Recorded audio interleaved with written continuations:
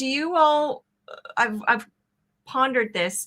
Is it possible to have a soul death even though you're still living? And I understand that, and in the context of everything that you kind of ascribe or see you as being, but it feels like at times there could be a soul death even though you're still living and your soul's still living. An aspect of the identity of the soul, maybe? I don't know.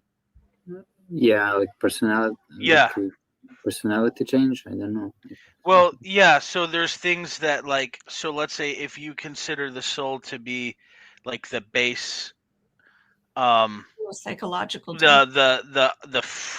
the substratum, like everything, like the ego is overlaid over the soul. The ego is a superimposition of individuality upon the soul, and then on top of the ego is the mind and intellect, and then on top of that the senses and the subtle body of various types, and then you get to how those interact with like gross matter in like a chain, right, like a relay.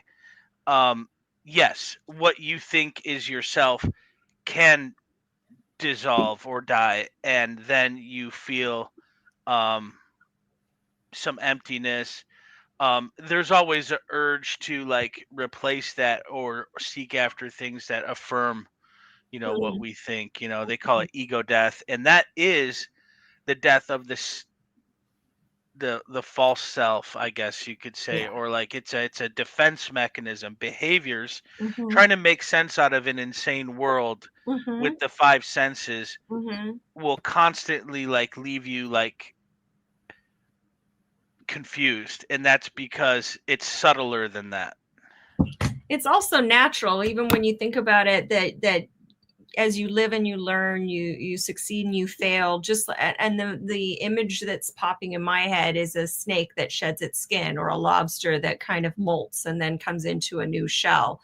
It's also a bit of a natural process. Inevitably, if you're living.